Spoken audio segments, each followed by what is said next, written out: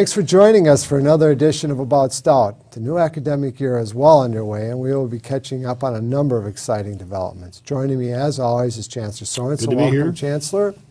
Let's talk about some We'll talk about some campus news for the first part of the show. Then in the second part, we're going to discuss a new economic impact study that a consultant has conducted for UW Stout, and I know that everybody out there will be interested in. I guess the big news is something that happened on campus recently. We hosted the UW System Board of Regents at campus. Happens once every 5, 6, 7 years, depending on the rotation. What's your? I guess we can talk about the meeting in detail, but what's your general perceptions on how that meeting went? Well, I think the meeting went well, and we get a chance to host about every, like you say, 6 or 7 years. So it's not an annual event. So when it does happen, it's a pretty big deal for the campus. Our chance to bring them here, have them as a captive audience for a day and a half or 2 days, and really show them what we're all about. And I think the campus prepares for it. We had good presentations for the board. We had good, I think, entertainment for the board. And I think they really saw a school that has a very focused mission and vision, and a school that knows what it's doing. So I thought overall very successful. It is important, though, for the regions to see individual campuses, because usually, I mean, we have now 3 representatives on the board from around here. Finally, right? Yeah, finally. But a lot of times they're sort of centered in southeastern Wisconsin, Madison, Milwaukee, that area. It's important that they really get out and get up to see us. Correct? Absolutely, Doug. I think that my view of the UW system is a very good system, but it's a confederation of very fine universities. We make up the system. Stout does, Eau Claire does, Milwaukee does, and without the schools, you're not a system. So I think for them to see us in microcosm, look at our programs, meet our students, look at our research and see our buildings, that's really important. It personalizes who we are, not just a dot on the map in the UW system. So it's really very, very important. You talked about personalize, and that brought to mind one of the students that we did highlight at the Regent meeting, Justin Nelson, who did an internship at NASA. He made quite an impression. Oh, Justin was a fine young man. He did the NASA internship or co-op. I happen to have seen that in the paper or maybe on the internet, and I asked you to get a hold of Justin. I wanted to meet him. We met him. He was an extraordinarily fine young man. And we put him on the agenda, and he was the hit, I think. He was young, enthusiastic, extraordinarily bright. Had a great NASA experience. They've invited him back next summer. And NASA, when you talk about NASA, you talk about a very, very fine federal agency, one that's on top of the hill. And so I think that really impressed them, the quality of our student body here. And I think he was even able to explain, kind of in layman's terms, what he did last summer, which was when I met with him. What did you do? Well, I modeled the internet. Right. And I kind of did scratch my head, and he explained then that his project was basically taking a model of the internet and using that as navigational aids, navigational systems for basically jetliners. And that's what I understood too. I'll go no further. Yeah, and so he was able to explain it in layman's terms. But they flew the young man out to California to meet NASA officials out there, and he was really treated well. He was treated like a professional. He added value to what they're doing, and I think it's a real tribute to him and to our programs here.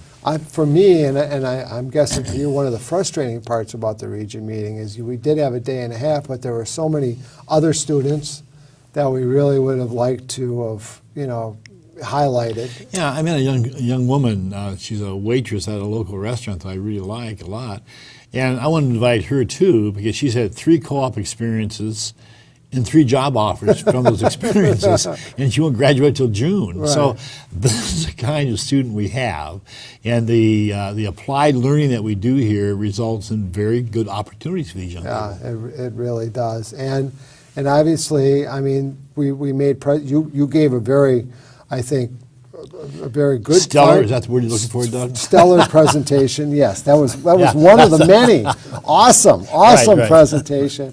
just sort of recapping your 25 year. I mean, you're in your 25th year here. Yes. Sort of recapping the journey that UW Stout has made over those 25 years. Right. You know, I've been here 2.5 decades nearly, and I've gone through a lot of regions, 3 presidents of the system, several governors, and so I've seen the continuity of the UW system, but also the way we have been able, with the support of the system, with the support of the faculty and staff here, to evolve the school into something that's really, really very profoundly good. And I've been privileged to be at the helm when this happened. So we went from a good school to, I think, a near great school with brand new programs, twice as many majors, a very active student body, higher enrollment growth.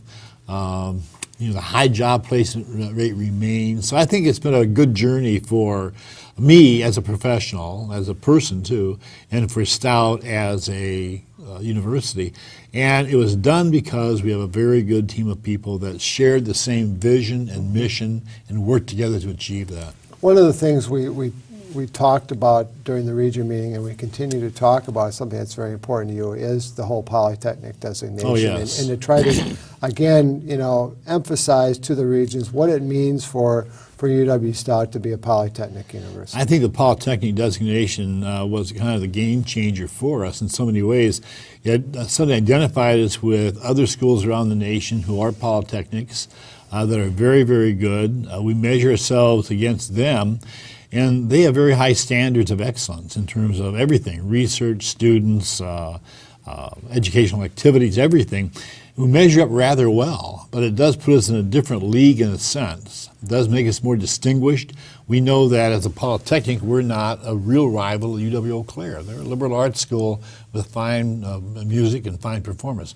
We're not that. We're a very applied school in areas of technology and science and business, hospitality management, and we excel in those areas. So, and we practice a philosophy of applied education. Very important because, you know, you can go through 4 years of school and never experience the real world. You don't do that here. No. You go through 4 years and you experience what it's going to be like in the outside world. And your son's a good example of doing exactly that. Yeah. You gave another presentation then on Friday talking about the planning process at UW Stout, and one of the things that I think, you know, has also been integral here, and you know, you talked about a game changer, and I agree with the Polytechnic designation, but some would argue also that the Baldrige Award, Baldrige Award in 2001 also was a game changer, and the planning process that both preceded that and grew out of that. Absolutely, Doug. The award that we received in 2001 gave us instant international recognition in the area of quality improvement. And so we were awarded that because, again, we had planned well previously. We were able to get our act together with the application that shows how effective we are. It shows that we have outcomes in every measure that we look at. And we traveled throughout the country and the world talking about how this was unique. We're the only school, the only university ever to win that award.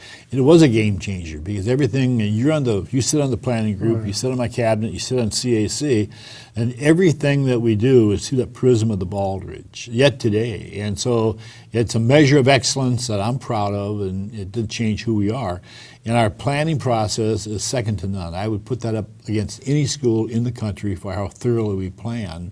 And when we plan and we decide we're going to do something, we do it and we budget behind that. So it's unique in higher education to plan, have action items, and then the budget follows. So yeah, that was a game changer. Still is for us. It's made us who we are today, I think. Yeah. And there's always surprises at region meetings. We turn around and there's Barry Alvarez sitting. Well, Barry's not Michigan State, so I know Barry Alvarez is a fine man, fine coach, fine AD, and that was a shock. I went over and spoke to him for a few minutes, and you had your photo taken with him. I've only seen him twice, once at a restaurant and once over at the meeting we had. But yeah, those are nice surprises. And you can tell he's a football player. You can, and a former coach. One of the things, there's actually, the Board of Regents actually did things when they were here, besides, witnessing everything about that we had to show them about UW Stout. One of the things they did is they approved a new major for us, and it's not only a new major for us, it's a first of the kind in the UW system, and it's called a Professional Science Master's degree in mathematics and in industrial and applied mathematics. It's quite a mouthful. But this is sort of new on the horizon. I think it really reflects the changing nature of public higher education. We've always had majors that we wanted to develop for certain reasons in the typical areas, engineering, mathematics, whatever it might be. But here we went to the industry and said, what do you need at the master's level? What do you need in the industry from our graduates? So it is a combination of science and mathematics geared to what their needs are. And it's going to get good support from industry. It's going to land people very, very fine jobs. And it does reflect how we're blurring that distinction between our campus and the private sector in a very positive way, not a negative, in a very positive way. Right. And I think one of the interesting things about this major, this degree, is that, and it fits right in, obviously, with what you're talking about before, the applied learning, is there is a professional kind of hands-on, almost sort of a capstone component to it. They have to do a project that involves a business or an industry to get the degree. So it really does, it's sort of in our wheelhouse. Yeah, and what better recognition of how good we are than for this program to rely upon us for those capstone courses with industry. It really reflects, I think, a level of excellence and reputation that we've earned. Yeah. Just quickly, some of the other developments on campus since the last time we spoke. Our enrollment is in, and it's really, compared to a number of other institutions, it's held pretty steady. Yeah, we're down a bit, but again, the economy, about 100 students, not very much. I mean, in the long term, that's flat, quite frankly. And we serve over 1,100 students a year, so that we are serving a good slice of the population in this region and from out of state in part, and from Minnesota in part as well. So I think it reflects a healthy, vibrant campus yet today. Yeah. You've just hired and made the announcement that a new provost has been hired. Yeah, I'm excited. Joe Bessie comes to us from St. Martin's College near Tacoma, Washington. And the provost position is critically important for this campus. We lost our provost to Southern Illinois University as chancellor, and Judy did a great deal of good here. We need someone to come in and pick up where she left off and really help us create the next level of excellence for the campus. And Joe Bessie will do that. He's a fine professional. He's a true academician. He's a PhD in philosophy and mathematics. It's a good combination. Yeah. He began telling me about his dissertation, which I didn't understand for more than 3 words, but he'll do a fine job. He'll challenge us in the right ways, and he'll help carve out a vision that will move us further than we are right now. And finally, for the second year in a row, we've won an award from the state of Wisconsin, basically for our diversity efforts on campus. And this is a bunch of a group of faculty got together and figured out how to basically infuse diversity into the curriculum rather than just talk about putting it in the curriculum. And they're honored by the state of Wisconsin with the Ann Lydecker Award, second year in a row. Yeah, I'm very proud of that because I think there were 17 or 18 faculty involved in that process. And it is infusion versus simply having a class in diversity. And I think it demonstrates how serious our faculty are, how dedicated they are, and they want to create a more just society by understanding how diversity fits into that pattern. It's a nice award to have. Yeah. Well, that's it for the first part of the show. We're going to switch gears now and talk about an economic impact study. We actually presented this study for the first time at the Board of Regents meeting that was conducted by a consulting firm, Economic Modeling Specialists of Moscow, Idaho. First, though, before we talk about it, we're going to watch a video that explains the outcome of that study.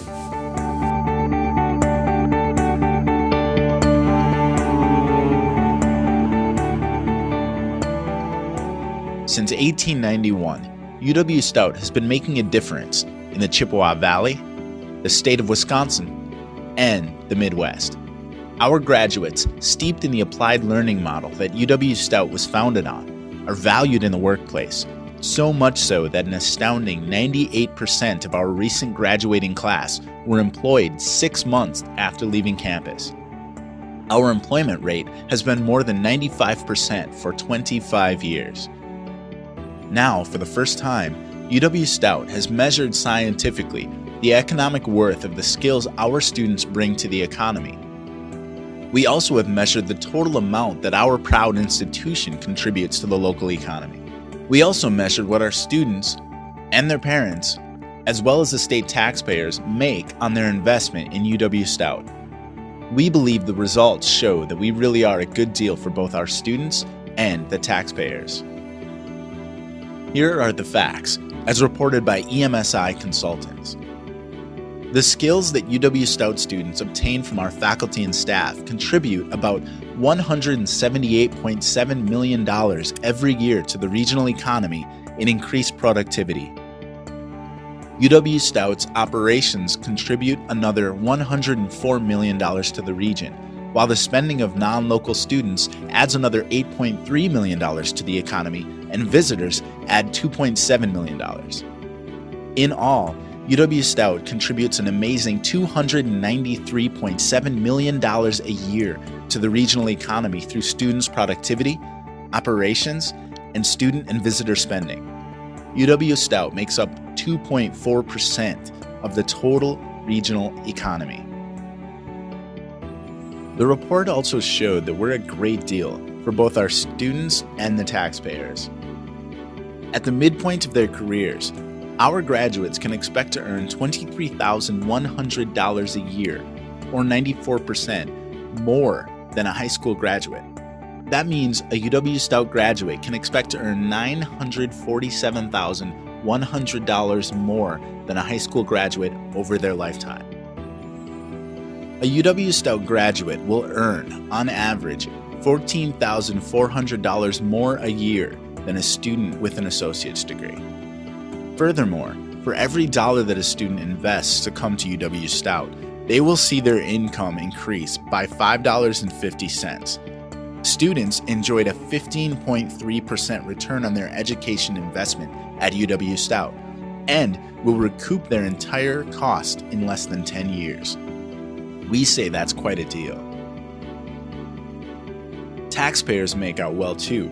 For every dollar that the taxpayer invests in UW Stout, they get $2.10 back in the form of higher tax receipts and social savings.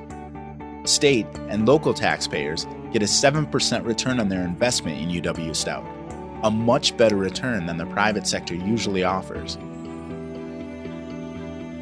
We hope that you have learned a lot about UW Stout's contribution to our economy through the skills our students bring to the workplace and through our economic activity. We also hope that we have shown that we work hard to maximize the rate of return on investments that our students and taxpayers make in UW Stout, and give back much more than we receive from these groups. Well, we just saw the video, and I think one of the things that strikes me, there's a number of things, is we've heard a lot in the media recently about student debt, the higher cost of education, the high cost of education, and I mean I have to write those checks every semester, as you mentioned, for my son who goes here, but it shows that. And this is a scientific survey, it shows that a student who comes here will recoup their investment in under 10 years. Right. That's a pretty good investment. It's a start. It's a stark reminder of this is an investment, not an expense. And during the debates, I hope everyone votes today at least once. But I hope they vote today. But during the debates, I heard people throw out the fact that 1/2 of all college grads don't get jobs after a 4-year degree. Well, they had to come to UW Stout. We have a 97% placement rate, and the money they spend here is an investment. And our indebtedness is high. It's $27,000, about the price of a Ford Fusion, but the Ford Fusion doesn't pay you back in 10 years like our education does. So it depreciates instead of appreciates. It depreciates, and I think we should get our arms around the issue that the real culprits in student debt are the privates and the for-profits. That's where the debt is. Can you pay back $27,000 times 2 if you get married to another Stout graduate? That's hard. I agree. But look at the returns on that, Doug. Incredible. They're making what? 94% more in their lifetime than a high school graduate. That's considerable. And we've heard a lot of debate about, well, people need 2-year degrees. Well, the study shows that on average, a Stout grad will make almost $15,000 a year more than someone with a 2-year degree. And the other thing about 2-year degrees, I'm a product of a 2-year school, by the way, but they always talk about the more vocational parts of the 2-year program, like welding. Welding's a great job to have that pays a lot of money for a while. But by the time you're 45, and I've talked to some people who know welders, you're pretty well worn out from burns and scratches and all the stuff that happens when you weld. So I think that they're essential for the economy, as are engineers. And I think you have to look in combo at what the kind of technicians we need and the kind of 4-year degrees we need. So I think that this study really demonstrates that this investment is very, very positive for the state, for the country, and for the individual. Yeah. One of the things that's also measured, and we've had economic impact studies done in the past, but it's never really measured, put a dollar figure on the value of the skills and the education and the training that our students receive here and how that translates in higher economic activity in the workplace. And what this shows is that every year we contribute almost $179 million to the local economy just by the skills that our students bring to the workplace. That's pretty incredible too, and it shows that we're 2.45% of the regional economy, so that we're a driver for the economy in the region, and add up all the other schools in the state for the state of Wisconsin. Yeah, one of the, I think another something that's also very important to realize, and it was in the video, is we hear a lot about taxpayer support for UW-Stout, and everybody knows that taxpayer support has been going down. Right now, according to the study, taxpayer support is about 13% of our budget right now. 13%. From it was in the 40s, I think probably when you started. 43%. When you started here, but for those dollars that the taxpayers invest in UW-Stout, and I agree that it's important to use the term investment as opposed to spending, because they are investing in UW-Stout. For every dollar that the taxpayers invest in UW-Stout, they get $2.10 back. That's a 7% rate of return, which I think if you offer anybody a 7% rate of return on their investment, they take that pretty quickly. Yeah, precisely, and this is why we are such a bargain. And my concern about the future is simply this, and it's a real concern I have. I think we'll see state support either stabilize where it is or go down even further. That's just the sense I have of the environment. And we have now the Board of Regents who are pretty well promising we're going to cap tuition at right around 4%. And we are a people-driven organization. We must hire people, must pay people, must keep people, and suddenly you're going to see the squeeze come even more so from both ends. And what is a future of public higher ed in the state if we don't have the resources to do what we're doing right now, or do less of and not have this impact study nearly as significant? It's a real concern I have, we should all have for our future. Yeah, and we've obviously, you mentioned in cabinet meetings and planning groups, we've talked about sort of the future funding models, funding models for higher education. I think muddles is a better word. Yeah, it is sort of muddled. Again, how did the perceptions change? And we've talked somewhat about this, but how did the perceptions start to change? I guess from the governmental standpoint, over the last 25 years, that now higher education is viewed as an expense, and before it was an investment. Well, there was a strong covenant that the states and the federal government made with higher education, going really back to the Morrill Act of 1864 and 5, where we'll deliver the educational programs needed for the economy if you'll pay for or support higher education. The land-grant schools, Wisconsin and Minnesota and Michigan State, you name them, they were schools that were developed for the people to get skills for the Industrial Revolution.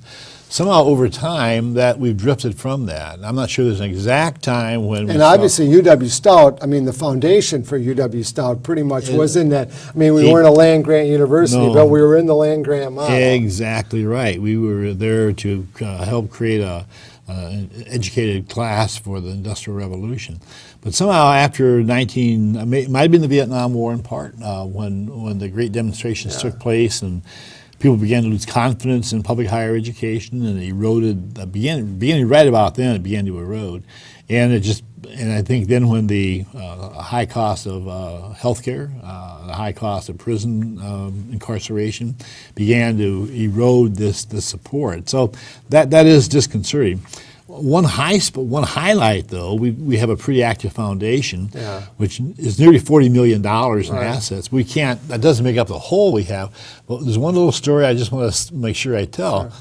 Last January, we had a company come to us. They found us on the internet because we had a certain program, and they said, "We want to give you $1 million." Well, that just doesn't happen, Doug. We go out and stomp the bushes for gifts. And we will, by Thanksgiving of this year, by December 31st of this year, we will have the first check for $200,000 with a 5-year pledge for $1 million for property management. And so you have support out there in the private sector that said, we need you. And this is a good example of how we can be a partner with the private sector. Yeah, just a couple of the other statistics from here. I think that it's important to realize. You were talking before about the higher earnings, that the average UW Stout lifetime income increases by $5.50 for every dollar that they invest in UW Stout, and that students and their parents, who obviously a majority of them get help from their parents on their tuition and fees, enjoy 15.3% rate of return on their educational investment. I mean, that's significant. That's very significant. And this is something that I know you've talked about, even though our head count's less, but in the year that this study looked at, we served 11,200 students over the course of that time. And this year, I just signed off on the financial aid form. We served just about the same number, by 11,100. So we are really a campus of over 11,000, and that's a fact that does have a positive impact on everything that we do and that we do in Wisconsin. This study shows that if UW Stout didn't exist, the economy would lose almost $294 million a year. And translate that into people spending less for food and clothes and automobiles and auto repairs, then you see how that cascades down. Right. Well, that brings us to the end of another edition of About Stout. Thank you for watching. We'll be back soon with another show. I know one of your big holidays is coming up, Thanksgiving. Thanksgiving, that's right. At heart, I'm a pilgrim. If we had more time, you could tell us chapter and verse I could do about all those Puritans and what it really means. What it really means. Thank you, and we'll be back soon. That's good of you.